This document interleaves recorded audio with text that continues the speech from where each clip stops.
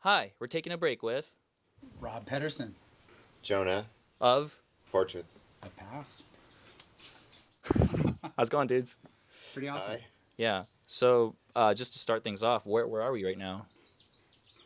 We're in Mount Washington in Los Angeles, Yeah, up at my place.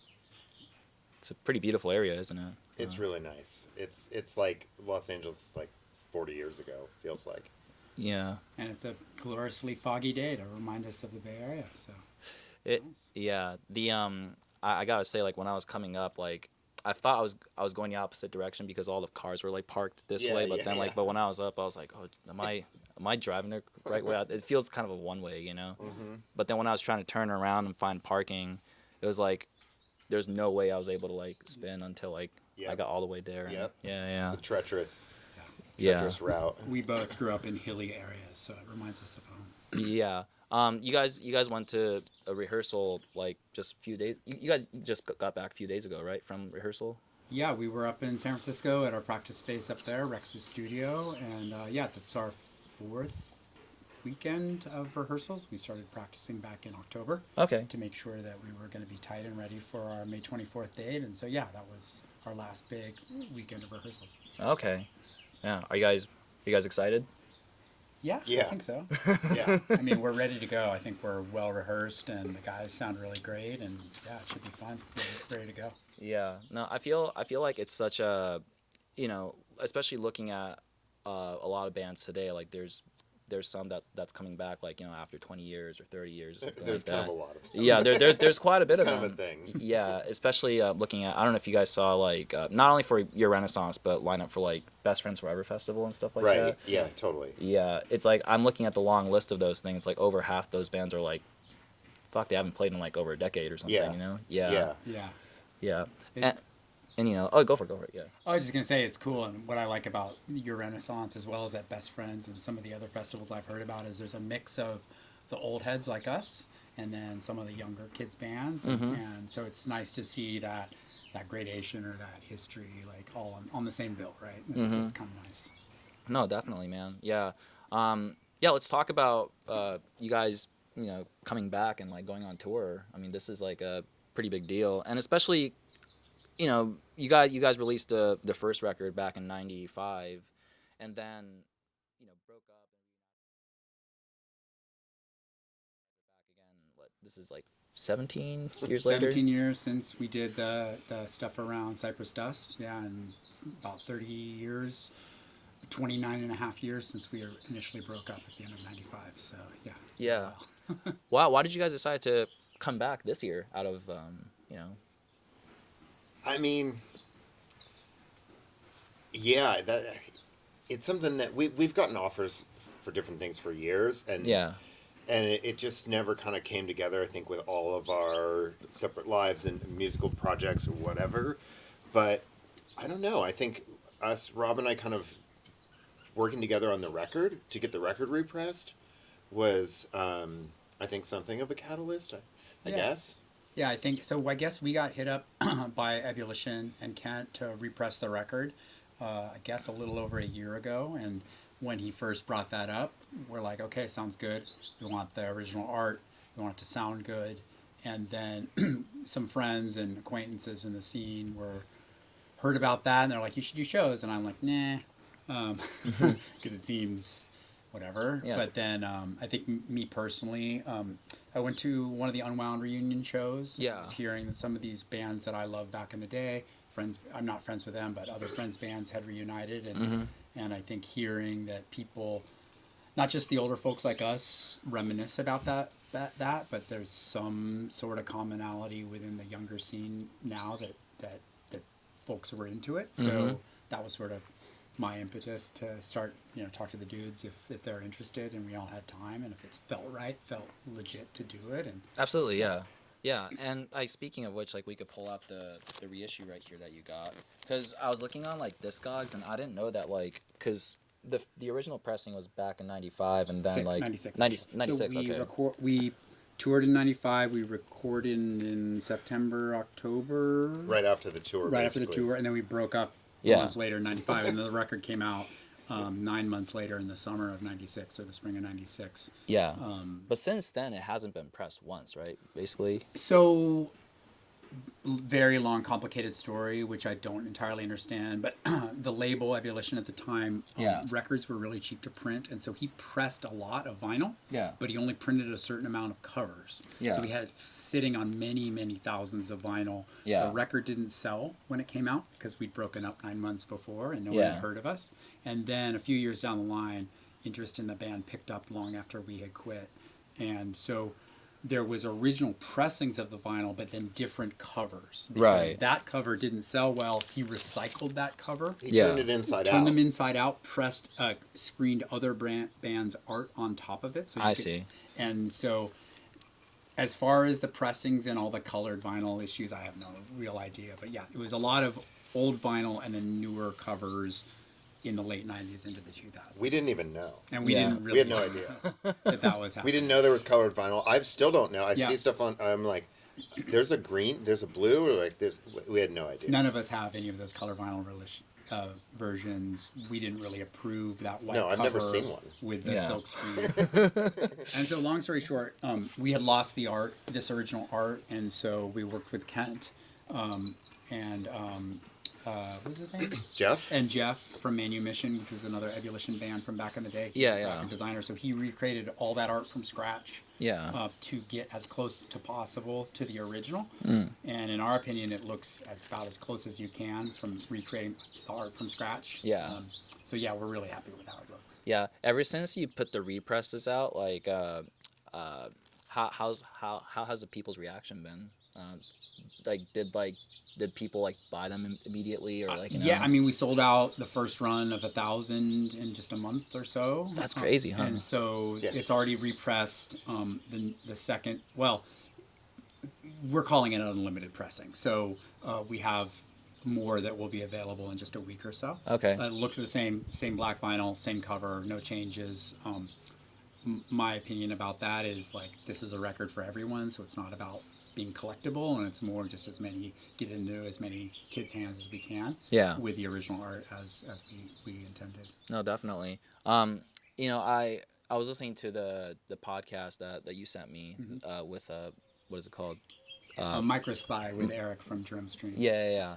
And that, you know, that was such a insightful interview, especially like when you were talking about how like back then people really didn't get like what you guys were like doing, and you know, it was, you know, and then so just to be able to see like how like years later there's like a newfound appreciation for this record and for the music. It's I think it's really cool. But like, how do you guys feel about that? Especially like, I think maybe like you guys initially saw it in your '08 reunion, like that. Oh, people really fuck with this, but like, yeah.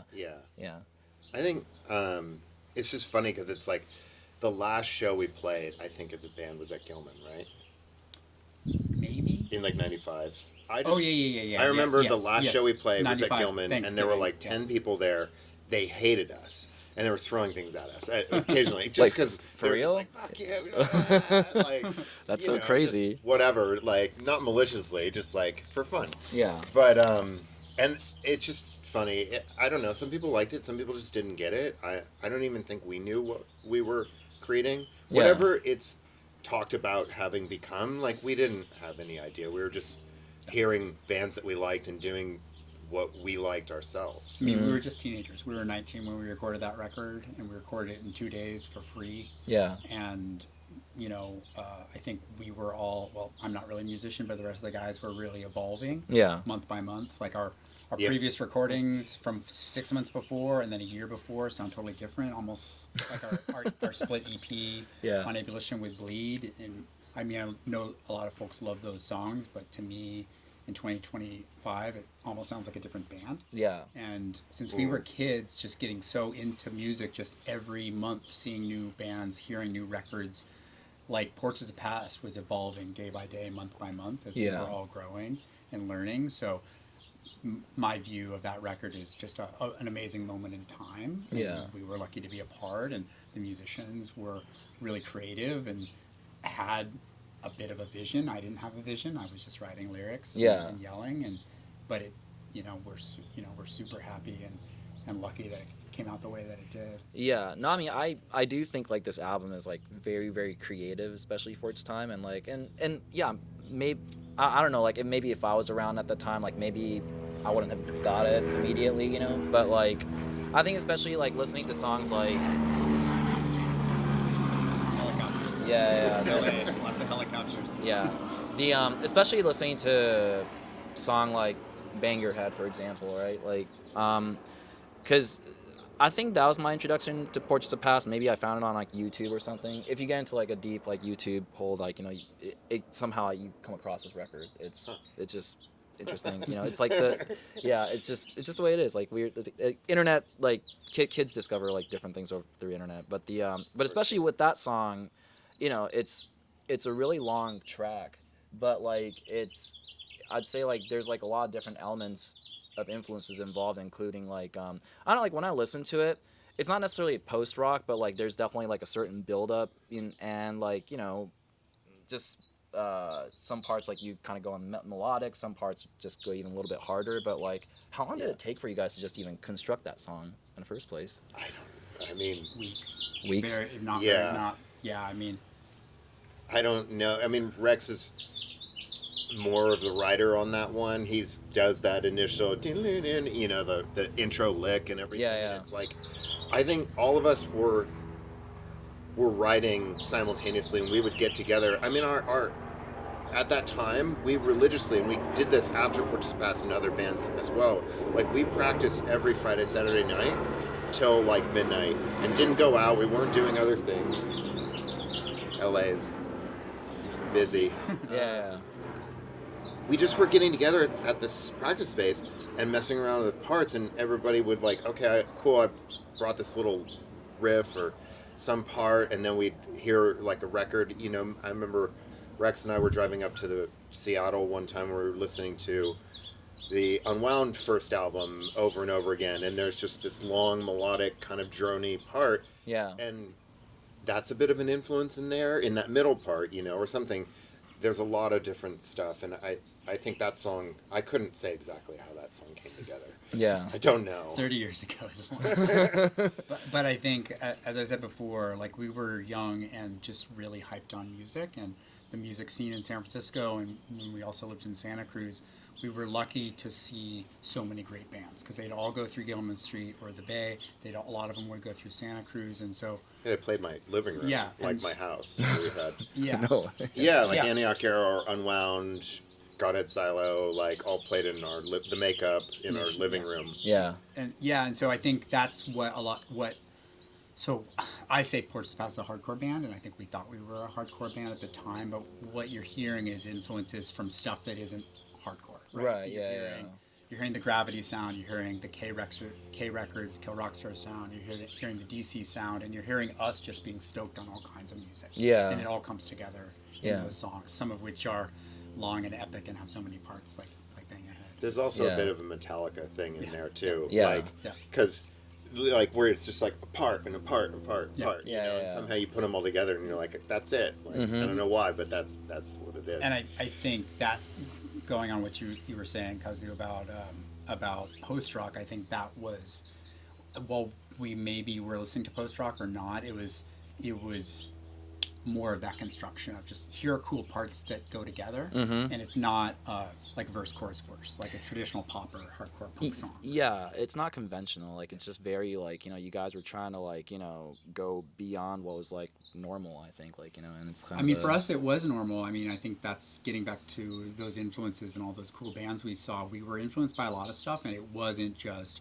3-chord punk, or it wasn't just straightforward hardcore. It was all these things. And so I don't think we sound exactly like any of those bands, but it's kind of a mishmash. I see. Okay, now that's interesting. I wanted to ask about the DIY scene when you guys were growing up, like what the DIY scene was like, and especially because with the interview that you sent me, like I, you know, recognized that Gilman was like a really important part of you guys' life, and going to that venue and seeing bands like Drive Like Jehu, you know, which was like I'm assuming a really big influence on you guys too. Yeah. But what were some other venues like that was around that you guys went to, or was it Gilman mainly? Gilman was probably the main like set DIY venue because it's just an institution, and every weekend there was cool bands playing. Yeah. And I mean, I spent a couple summers where I would just go every weekend, no matter who was playing, we'd go because it was $5 to get in, so we could afford it. It was just gas money and $5. And Jonah would go, the whole band would go, and yeah, so it was a lot of it was centered around that. Though that was very much a little bit more of like the pop punk scene there, and we saw those bands as well. Like saw Green Day before they got big. That's right. Yeah. I saw Rancid's second show there. They played to like 6 people. Operation Ivy too, right? No, I didn't see them, but we were super into that band. They'd broken up before we got into it. Yeah. But so we like just missed each other. Yeah, I like, wish we'd we seen were them. younger. I mean, that Yeah. was they were a big influence on us too. Maybe not musically, but vibe-wise, like we were so into that band. Yeah. But I mean, I think beyond Gilman, there was just the DIY house show scene. Yeah. San Francisco had house shows, and church shows. East Bay had house shows, and then Santa Cruz was just house shows every weekend of some of these bands that maybe they play Gilman or Bottom of the Hill in the city, but in San Francisco they'd play someone's basement or Jonah's front room. Yeah. And so there was that immediacy of being in the same living room with a band that you really loved, you know, and buying the record, seeing them standing 4 feet away from them. And then, you know, then they moved on to bigger things in the future. So yeah, it was, I think, DIY, the term or the genre is thrown around a lot these days, but for us, it was a thing that we lived. It was like, and that was, I think, getting back to the influences of Ports Past, like, we were not listening to we listened to bigger bands, but it was less about listening to records of giant bands and we want to sound like that. There's some of that, but it was also like, oh my God, I saw them in my living room last Friday. Yeah, sick. And that immediacy came directly into our music and our lifestyle. Yeah, especially like when it comes to like Drive Like Jehu, for example. Like, you know, what was so captivating about that band when you saw them? And like, well, for me, I saw them in I think '93. Before Yank Crime came out, which was a super important record for me, and we were at Gilman. I was there with my friend Eric, I believe, and I missed that show. And I'm so still bummed about it. Back then, I had a hard time getting into bands if I hadn't heard them on record. But there's a few cases, Drive Like Jehu and Heroin, where I'd never heard them or knew anything about them until I saw them live. Yeah. And Drive Like Jehu, Rick and Speedo and those guys were a few years older than us, and they were really, really good and really tight. Yeah. And so being able to see them rip those songs live and be really good at it, and just feeling that immediately and not being like, oh, they're kind of screwing up or like they made some mistakes, just being like, oh my God, these guys are so good. Yeah. And just immediately hearing it, seeing it, and just taking that feeling onto other shows. Yeah. Yeah, I mean, I listened to those records over, and we all did. We listened to them over and over. I remember going to Rob's in your Nissan Sentra up to Gilman, and we'd be listening to that record all the time, you know, Bullet Train to Vegas or whatever, and then later Yank Crime, and it's like the guitar playing and the drumming especially is just it was so affecting on me for sure, and I know all of us, especially the guitar playing, like the stuff that they're doing. I mean, you know, there's definitely an influence on that record. But he was like beyond anything, especially, you know, John Reese, whatever. His guitar playing was so good, and also when he did like the whole thing with the Les Paul, like swing it all the way around, which was really nuts. And like, you're fucking crazy. Like, it's the energy I bet was like, you know, very amazing to watch, but also it's incredible to see how, like, you know, even after Drive Like Jehu, somebody like Mark Trombino, who has become a really amazing producer who's produced bands like Jimmy Eat World and Blink and stuff like that, you know. Right. Yeah. So I know they reunited in 2016, but did you guys go to any of those shows at all? Or Drive Like Jehu? Yeah. Yeah, I saw him. Yeah, I went to one. Yeah, it was great. Yeah, they're it was incredible. so good. And you know, the guitar, and I think the musicianship, as Jonah mentioned, were really big for us. But for me, and not that I can even sing 10% as good as Rick, but Rick Froberg is pretty much one of my top 2 hardcore punk singers of all time. That's so cool. I mean, not that I can do that or try to do that, but like the way that he can sing, talk, scream, and the emotion, and sometimes it's not even emotion. Sometimes his lyrics are a little more fun. He's just such an amazing vocalist. I see. Yeah. So whenever I do interviews, like I try to give gifts to bands, and I actually do have something for you guys. Oh, awesome. Yeah. Really? Yeah. So I brought a. Actually, this might be the first colored vinyl you're ever gonna own. This might be colored, but we'll see. Here wow. you go. Nice. Wow. Yes. Yeah. Very cool. Yeah.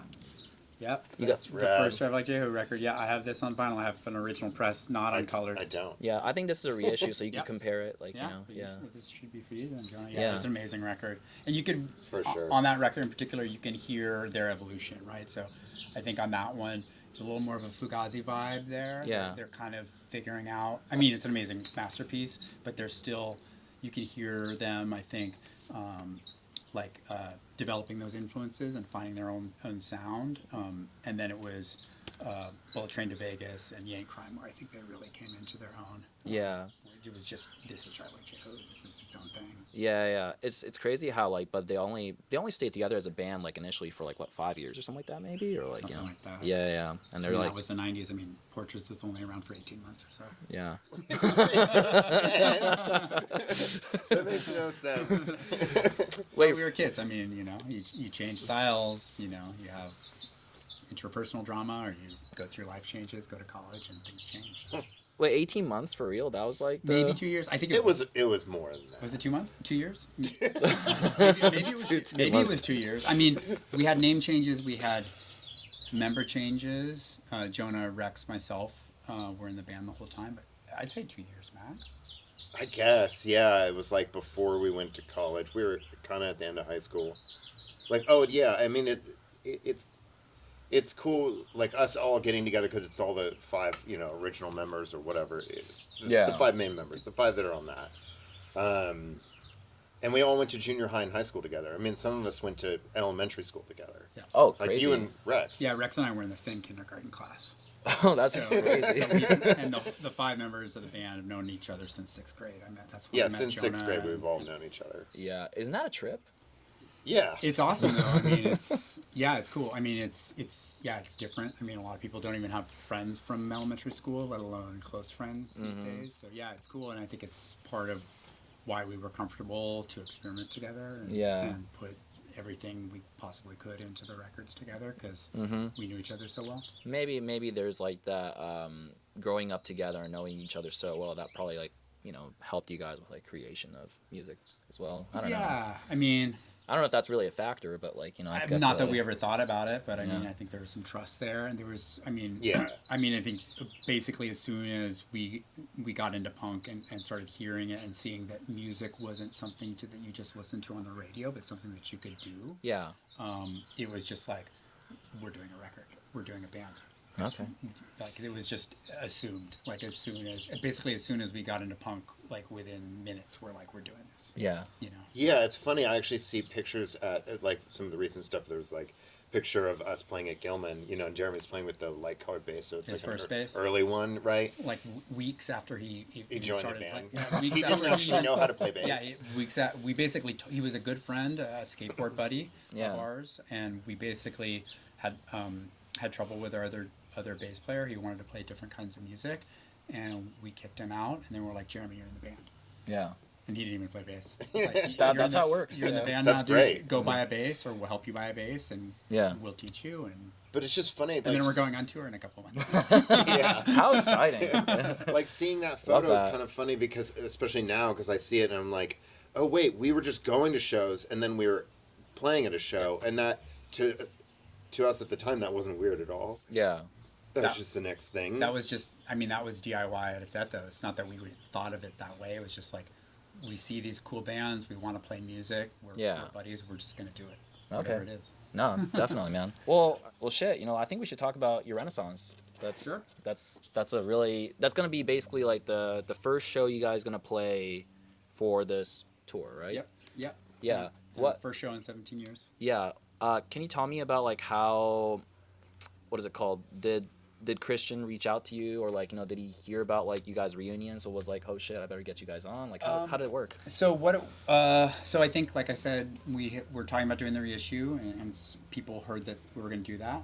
And then there's a guy named Alex Bigman, I think is his last name, and he was at our reunions in '08, and he's all, he's been bugging us, DMing us for years, like, when are you guys gonna play again? Yeah. And for me, what happened is, heard during the reissue, and then he lives in LA, pretty close to me, and he texted, I think, or DM'd our account and said, Yeah. hey, there's a cool festival, and younger bands are playing, people are into you guys, now would be a great time to do some shows. Yeah. Or do this festival. Yeah. And I think I talked to you guys and said, hey, this might be a good time to do it. Yeah.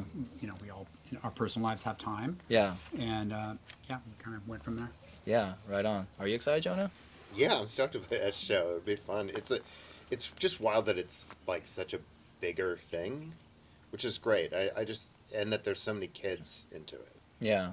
That's what we went to a show recently. Rob and I were like, went and saw Orchid play, and it's just, there's the old guys or whatever, but there's a ton of kids, and that's the spirit of the music, I think. And so it'll be fun to see.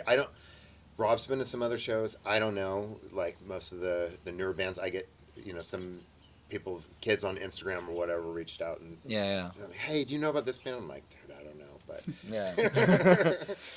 Yeah. but I'm stoked to hear it. Did you guys go to the Orchid show at the Belasco? Yeah. I was there too. Oh, nice. Sweet. Yeah. I mean, everyone was, right? Yeah. Saw a lot of people there. Yeah. A long merch line. Yeah. That merch line was crazy. Yeah. That was insane. That's just, that's a whole thing. Yeah. Yeah. You guys' merch line's gonna be long too. I'll assure you. Get that cash money. Pay for gas. Yeah. Gas for tour and all that. Maybe In and Out. I don't know if you guys are still into it, but They're vegan. Still vegetarian after all these years. Everyone in the band's vegan except for me. I went bad. Everybody's vegan in the band. Except for him. Okay. Except for me. 4 or 5. I went bad on tour, actually, in '95, secretly. Yeah. He was vegan for a few I months. was vegan for 5 years. Okay. Awesome. Yeah. Is being vegan on tour like a really difficult thing? Then it It was was. in '95. Oh my God, there wasn't even Taco Bell outside of California. I don't even know what we ate. I don't remember. Dude, you guys ate barely French survived. fries. French fries. Yeah. Was the, Yeah. It was terrible. Yeah. Our tour in Japan was hilarious because, like, I wasn't vegan, so I had a great time. Yeah. Like, it was awesome. But they literally lived on inari from 7-Eleven. Yeah. That's all anybody ate the whole trip. Yeah. Basically, like you guys got onigiri, like the rice balls, right? Yeah. Like, yeah. Okay. Yeah. Gotcha. just that. There you go. There's some alternatives there. Yeah. For Yr Renissance Fest, like it is a really vast lineup with like bands like Spirit of Versailles, and Kite Flying was playing, but they dropped out unfortunately. But also as well, it's a good combination of like older bands with newer bands. But are there any bands that you guys are excited to see like on the lineup possibly? Personally, I want to see Habak, if that's how you say their name. Yeah.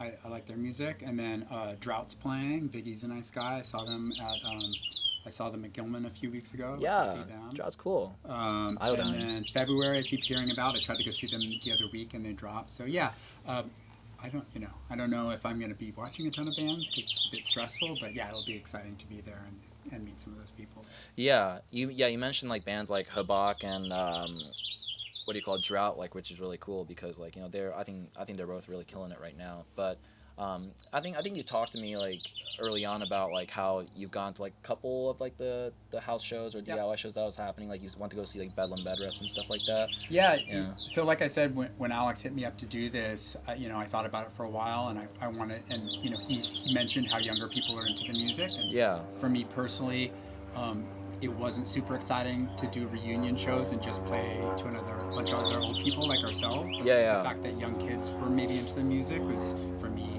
an important factor. Like, Yeah. As Jonah mentioned, I think this music is meant to be youthful and vital and have some energy. Oh yeah. It's not just chilling up there, noodling on guitar. And yeah, so I've checked out a few local bands, DIY stuff around, and yeah, it's cool. I thought the Bedlam Bed Rest girls are doing a cool thing. It's nice to see that, and there's just so many bands in SoCal. And Oh yeah, it's just insane. right now, it's. I mean, I can't keep up with all of them. There's so many, but it's Yeah. nice to be able to dip.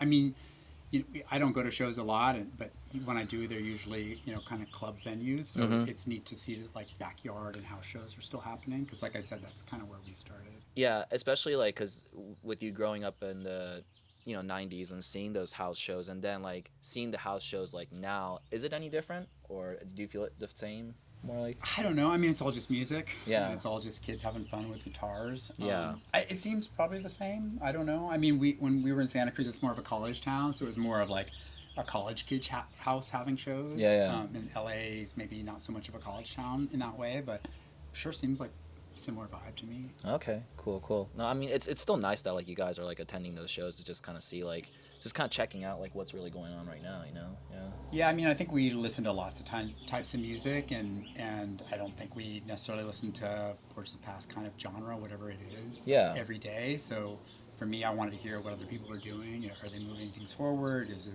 kind of a '90s throwback thing, or kind of what's going on? And it's all punk rock hardcore at the end of the day, so it's not.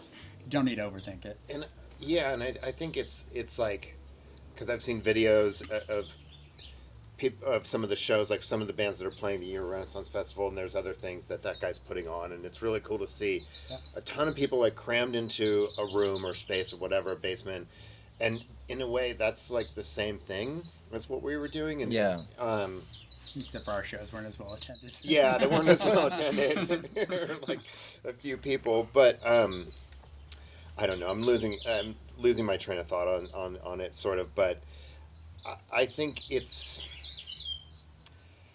like the dynamic and energy of just kids getting together and making something happen. Yeah. And I guess that was what I was thinking. It's like, I think for the past like 15, 20 years, there's been so much kind of manufactured music. Yeah. And a lot of kids don't have like real experience. It's filtered through whatever, screens and different things and all that. Sure, you can comment on that. But just, I think there's something visceral and cool about a real experience. Yeah. Like in the real world with real sound and real guitars, and it's loud and it's not like quiet and tame. It's like and dangerous and messy and cool and messy, and it's like unrehearsed and unpracticed in a lot of ways. And kids are just like getting instruments, like real instruments, and playing them and making it happen. Yeah. Especially with you guys coming back, when I saw that Portraits of Past was like on the lineup of Yr Renissance and going on tour and everything, I saw that you started a TikTok account as well as like an Instagram account, because now's the time. But yeah, how does it feel? Because like even at the time of like '08 reunion, those social media wasn't really around. So like, really. Yeah. Yeah, I've seen so many changes in all of that with media and with networking. I mean, I booked the '95 tour out of a zine. Maximum Rock and Roll released a newsprint, a guide to booking. It was called Book Your Own Fucking Life, and it was a $3 newsprint zine with names of kids putting on shows across the country and probably around the world. That's how I booked our '95 tour. Just emailed and phone called random people and said, we're Porch of the Past, you've never heard of us, we're on Ebullition, we want to come tour, and that's how we booked it. Okay. So social media makes that a bit easier. We've had the Instagram account for probably 10 years at this point, but we're never really, maybe less than that, maybe 8, weren't ever really active. Yeah. But it's been a great tool for us and for me in the last few months to reach out to people. Yeah. I think one of the cool things about the legacy of Porch of the Past is not just that people care about that music, but people in other bands want to help. Yeah. And the Orchid guys, I never really knew those folks, but they're giving us tips, and like people are like telling us where to play. Oh, that's really nice. And like some people are like, put out your own record, or work with this label, or do this. And so I think that's the community aspect of this scene, which is really great. And I really don't like social media in my personal life, but for the band, it's been super positive. Like a lot of people giving us feedback and wanting to help and that sort of thing. I see. Will helped remaster the record. Will from Orchid helped. Remaster. Oh, I didn't know that. Okay, He remastered the LP for us, which is great. And our opinion, it sounds better than the original pressing, so it's a tiny bit warmer and smoother. And so if anyone has the original pressing, it's worth picking this one up because we think it sounds it's cheap. I think it really does sound better. We think it sounds a bit better. It sounds way better. Yeah. We did some work in '08 actually when we Rex did. Kind of remastering a bit then, and I think that's a lot of it as well. Yeah. Both of them together. Yeah, this came out better than the original, in my opinion. Yeah. So it has like created a lot of benefits then in terms of like just utilizing social media and like Yeah, I mean, TikTok, we have 2 followers. I don't think we're going to go anywhere with that. But I mean, with Instagram at least, again, like, I feel social media is kind of a bummer a lot of times. But for the band, it's been awesome. Definitely. Yeah. Besides like the current emo bands, like are there like any current bands that you guys are like listening to right now that you really like? Just outside of emo, screamo, hardcore, like are there any like, is there anything that you guys are currently into or? Current stuff? I mean, I don't know, or maybe like what you guys are currently listening to right now. Maybe it doesn't have to be like a current band, but like I mean, what are we listening to right now? I mean, we just went and saw. I went and saw a show like 2 nights ago, but they were older bands. I saw Lowercase and Clickatat play, which was rad. Yeah. Rob and I went and saw Clickatat play in San Diego, which was really fun. Their first show back at the Casbah, that was awesome. Nice. Yeah, and that was a place that we went to a lot. We played at. The San Diego scene was a really a big influence on us. Right. Just especially, rhythmically, drumming, some of the guitar stuff. So that was really, really fun to see them. And I hadn't seen Lowercase in a long time, and they were both great. But it was cool. I think the Unwound shows were big for us too, the reunions, and they sound incredible. Like I said, I mean, I saw them dozens of times in the 90s when they were a little band, Right. and they were another band up there like Drive Like Jehu where they were really good and tight. But yeah, I mean, I think new stuff, for preparation for Portraits, personally as a singer or the vocalist, I've been trying to listen to some heavier stuff with more screaming stuff. I'm into just trying to get inspiration. Not as much emo screamo stuff, but some heavier bands. Like I really like Regana. Kind of they're a girl kind of doom, kind of black metal band from Olympia that I really like. Agriculture as well is a band that's going to play with us in San Francisco, and they're again another more of a black metal band. But I feel like there's a little. Not that we're black metal. That's not even a good term for them, but I think there's some through lines there with the melodies and the cleaner guitar as well as the vocals. I've personally been, I mean, like Jonah, I probably spent the last 20 years just listening to old records like Brian Eno and 80s it's stuff. like weird ambient, Robert Fripp, that's I've been listening to Iron Maiden more recently. Oh, nice. Okay. In preparation for this, it's definitely an influence. Yeah, I mean, there's so much good music out awesome, there, yeah. which again gets back to the trippiness that people care about Portraits of the Past, because there's so many other bands in the history of music that I love. Like my record collection is very diverse. Yeah, for sure. But it's nice dipping back in. Big Brave is a band that I just heard, another heavier band with women singing that I really enjoy. So yeah, there's so much stuff. I don't know about specific in our genre, but listen to a lot of things. Yeah. Also in that like the interview with Mike that you guys did, I remember like one thing that you guys pointed out was like how much you guys listened to like Metallica back then too. And For like, sure. Do you guys have a favorite Metallica album? Just wondering. I mean, Ride the Lightning is kind of like the tones on that, the songwriting on that, Master Puppets, of course. Yeah. Like those two. The first 3 for me, Kill 'Em All, Master, Ride the Lightning. I mean, I think I definitely heard Master Puppets first in 6th grade. Yeah. Had that on cassette, and we loved it. And then soon I got Ride after that, and then it took me a couple of years to find Kill 'Em All, but I mean, we still all go back to that. I know those are important records for Rex as well, and again, we don't sound like that. I certainly don't sing like that, but the melody, uncompromising nature, different parts, super important. And again, I think when you're a kid, when you're a teenager, I mean, I heard them before I was a teenager, like, you're into whatever you hear. Yeah. And those bands, I think, really stuck with us. Like, and we were lucky to hear them, and I never saw them back then, but I've still never seen them. But we grew up 20 minutes from San Francisco, and they're a San Francisco band. Yeah. So not that we need to claim San Francisco, but it was also cool finding out as a 12-year-old that they grew up 20 minutes from here. Yeah.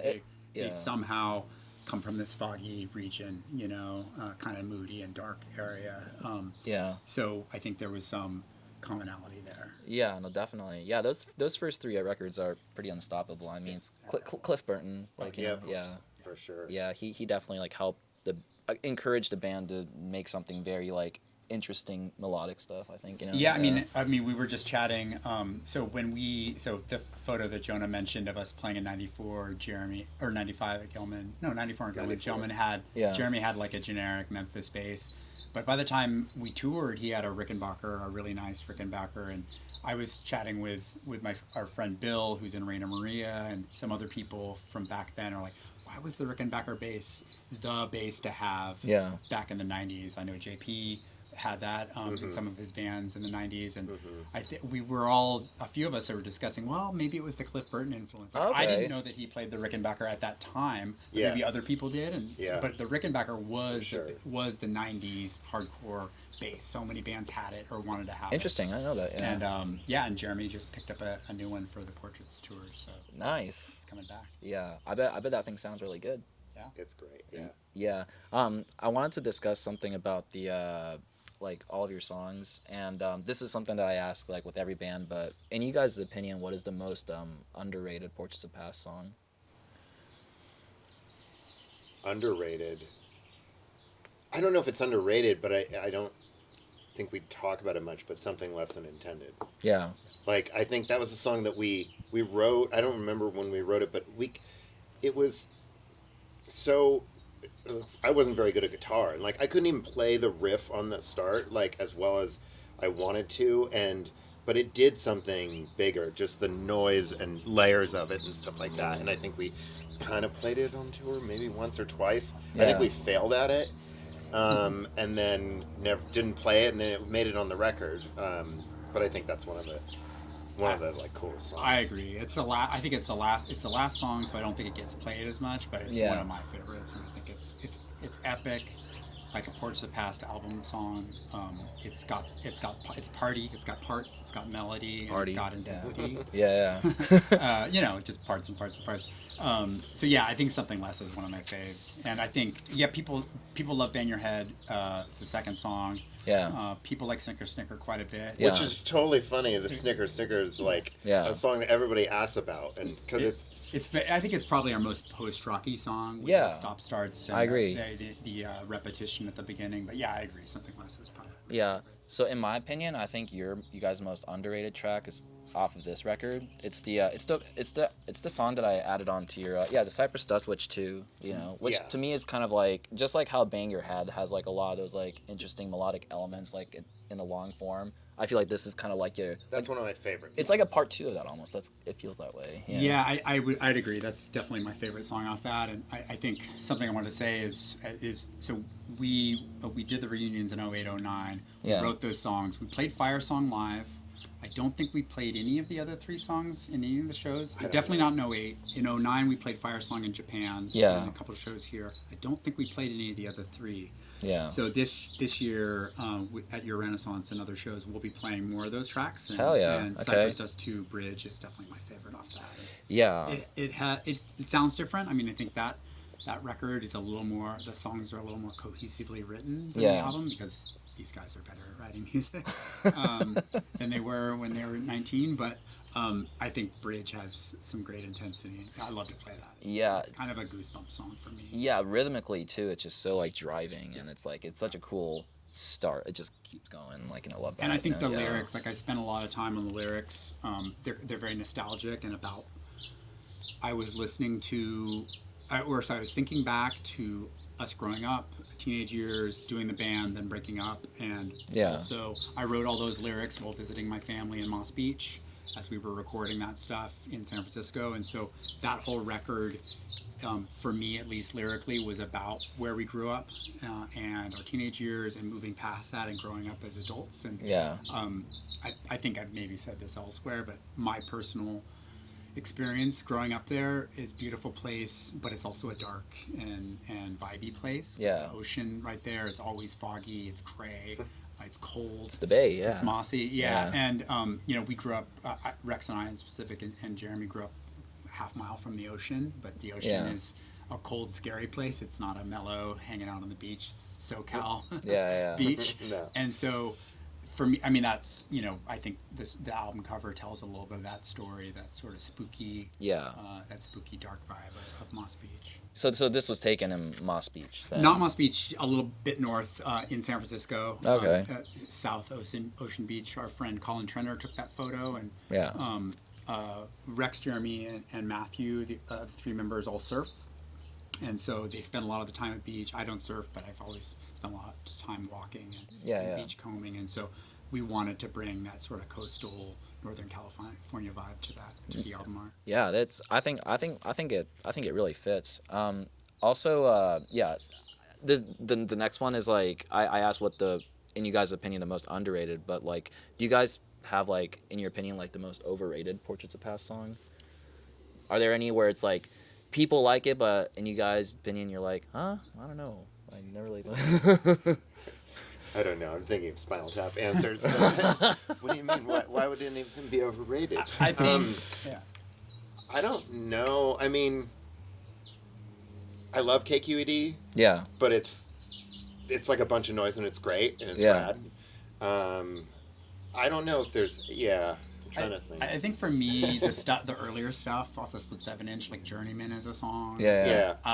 It's a great song. It's a little bit more of a straightforward hardcore song. Rex wrote the vocals. I think it's great, and it's a interesting point in time for that band, and I think it's a well-written hardcore song, but we're not going to be playing it this year. We played it in 08, 09. Yeah. And for me personally, it kind of feels and sounds like a different band. It is. Our bass player and drummer weren't in it, and like I said, back then as kids and as teenagers, we were evolving so quickly. Yeah. That for me in 2025, I was like, I don't want to play that song.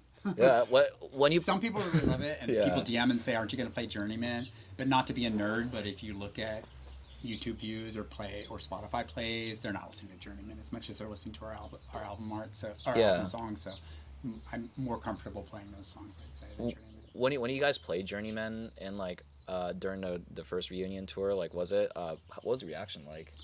I think it was an encore or near the end. It was like showing the. It was a great reaction. Yeah. I mean, people love it because again, it's a little more straightforward. It's not post-rocky. It doesn't have slow bits. It's more like going forward, and so kids want to stage dive, and it's a little easier to get into as that sort of more straightforward hardcore song. Yeah. So people loved it. Okay. There you go. Yeah. Good to know. When it comes to going back and practicing these songs again for the tour, did it come back to you guys pretty quickly? Like when it comes to relearning, what was that like? I mean, it's funny. I've listened to the record over the years a few times, and I've always been like, wow. I would listen to it. Sometimes it'd be on like a long drive. I remember I was driving through the desert, and we were listening to it and just being like, this is really creative and weird. Yeah. Like, what were we doing? And how do we come up with those parts and stuff like that? Like, sometimes I couldn't really tell. And we learned it all, of course, in 08, 09. But then definitely had to relearn a bunch of stuff. Yeah. I don't know. Some of it, your hand, what's crazy is like muscle memory. Like, if I think about it, I don't know what's happening. But if I just kind of do it, I look down and I'm like, oh, whoa, I just played all those parts. Like, I guess that's how it went, So I think it was really fun figuring some of the more complicated stuff out. Like, Rex and I's guitars are always doing things like, we're doing things together, and then we're doing things in harmony and moving around each other and stuff. And that was really fun, kind of figuring that stuff out. I see. Yeah. Yeah, I think I think one of us pointed out is that we started rehearsing last fall for May. We started 8 months before the Yr Renissance show, and someone pointed out that it's been longer now since our 08, 09 reunions than our 08 to 1995 reunion gap. And which already felt like an eternity when we did that back then, and it was harder to remember for me. I think personally, I never liked listening to our music. For me, it sounds like someone else's voice, and with issues with memory and stuff, it's like, whose band is that? That was us. That was me. What do these lyrics mean? But so. For me, coming back to it, like I've listened to the record dozens of times, probably hundreds of times in the last year, as Jonah mentioned. So it is interesting. But the good thing is we have the record to rehearse to. But personally, I'm not a musician, and I don't do this. I haven't done this in 17 years, and so I had to relearn it from scratch. And Yeah. we're here in April 2025. I've done over 25 solo rehearsals in the Yeah. practice space, just getting in there and yelling along to the record, Yeah. which is maddening, but also cool. So I've spent a ton of time like honing my craft, figuring out how to do it, in consultation with Rex, figuring out some vocal techniques. Like I said, back to the social media, people like friends in the scene. Jeff from Jerome Stream, I've been discussing vocal techniques with him. Okay. Jen from In Loving Memory, talking to other people who sort of do similar vocal things to me. Like, Yeah. how do you not lose your voice? How do you prepare? How do you practice without blowing it up? And so personally, I've been spending a lot of time figuring that out. That's awesome that everybody's there to help you out. Like, Yeah, I mean, yeah. again, it's the legacy of the band, and that I especially am super grateful for, that people care enough to help. So yeah, it was a real trip getting in there and doing it, because unlike Jonah, I haven't been playing guitar for 25 years. I'm a total novice at this stuff. Yeah. And so it's been a lot of effort and time. We're like, our main practice space is up in San Francisco, but Jonah has one here in LA, so I've been going in there every week to rehearse just to get ready. And so it's weird, but it feels good in the room, and it's sounding pretty good. Sounds great. Yeah. Yeah. Sounds great. Yeah, because you do keep saying that, like, I'm not a musician, but like but when it came to the time, like when you guys were crafting, I mean, songs on the first LP, as well as like the Dust Witch, like how did the creative process go for you guys then? Because like, was it all like the guys like making music first, and then you put the vocals over it? Was it kind of like that, or? Yeah, I mean, I've always been interested in writing, and I read a lot. Used to read quite a bit more fiction, and so really, mostly they're coming to they have parts, and sometimes get the whole song crafted, and then I sit down and write some lyrics. I have some ideas around themes. Yeah. Like, as you can, the party nature of the album, on the vocal side, it doesn't make a lot of sense from a songwriting standpoint. Yeah. I mean, that's part of the vocal delivery, and I was shoehorning lyrics into songs that kind of don't fit, but because I wasn't going at it like a proper lyricist would. Yeah. So I think on Cypress it makes a little more sense. There's a little more Yeah. verses and choruses and returning to themes, whereas on the album it's sort of like words and words and words and words. Yeah. But yeah, I mean, I'm hopefully getting better at that, both on the vocal side as well as the lyric writing side. So Yeah. it's been cool, but it's been a trip coming back to it. Yeah. Do you guys have any plans for like making any like new music, or like are you guys thinking about touring more after this initial run? I think personally, we've had a lot of offers for shows and festivals around the world and around the country, and I think we just want to get through May, June, and then we're going to do a 6 or 7 date run on the East Coast in Nice. Chicago in August. So I think we want to get through that and see how we feel. Okay. If we feel good about it, if we have the time from our personal lives to keep going, then I think there'll be more porches of past. I will say that these guys are so creative. As soon as we got in the space to start practicing, immediately new riffs and new ideas came up. Oh, that's exciting. So there could be more porches. Yeah. All right. So we'll see. Yeah. Well, that's really exciting, man. Yeah, I think honestly, like when the lineup was announced, like a lot of people, a lot of kids were like really like, dude, I can't wait to go see Portraits of Past. And even like when I went to Fingerprints Record in Long Beach, Yr Renissance came up as like a conversation between me and like the store clerk, and the guy was like, "Oh, I'm definitely going, dude. I'm gonna go see Portraits of Past. Like, I'm fucking excited about that, Yeah, I mean, like to be able to like see these like reaction like years later, it's really awesome. But like, what is it called? Is that do you guys feel like of course, like part of the reunion was like there's like different offers and excitement from the crowd, but like just kind of like knowing the excitement that kids have for you guys, like does that encourage you guys to keep going in general? Would you say? I mean, it's just mind-blowing that anybody ever heard of us. That doesn't make any sense to me. Yeah. Like we did, I don't know, we've been, especially Rex and I have been playing. Rex more than me, way more than me. Rex plays like like 3 shows a week almost or something. He's been doing music the whole time, no matter what.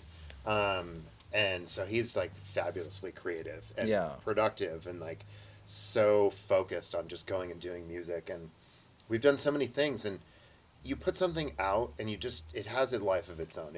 It doesn't matter what you think it is or what you want it to be. I think for me, it's just like, okay, these are some of my oldest friends. It's really fun to play music. I think we did something really special at that time. It's like something really creative and unique and special happened. And I was talking to an old friend of mine, Billy, was like, a kid I grew up with that I started playing guitar when I was 14. We had my dad's guitar that he never really played, an acoustic guitar. It was impossible to play. And we'd hand it back and forth. And like we grew up playing guitar together, and he's like, dude, I don't even know what you guys are doing. Like, it's like I can't figure it out at all. I'm like, oh, it's mostly harmonics and open strings just ringing out. But there was something really special about it, and getting to do that. I think playing music together, on stage or not, like doesn't really matter. It's a language of its own, and it's a creation in the moment, and that to me is like what I love doing. Mm-hmm. Like that's and the fact that people would know what it is at all, and then maybe come see it, like, yeah, that makes it better. Yeah, that makes it better. But getting to play together is like kind of the thing, I guess. Yeah, but even like when you guys were not playing music at all, like the past 17 years, or like even before that. Yeah, have you guys? Or, I mean, or have you guys like always kept in touch? Like, have you guys always like hung out and know stuff like that? Yeah.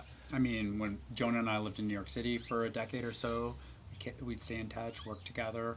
And the other guys, I mean, Rex and Matthew are at Dungeons and Dragons nights every no week way. Together. Yeah. And so and Rex and Jeremy surf together multiple times a week. And so we've all kept in touch, and it's nice to or we go mountain biking together, go on road trips or whatever, go to friends' weddings, and so we've always kept in touch, and it's nice to come back as 5 guys to do this again. Yeah. And I think something I wanted to say about the whole creativity and reunion thing is, as I said before, for me it was exciting to play these songs again with my friends, but to play to a new audience, that was important to me. But I will say, as soon as we got in the room, we were like, this feels good.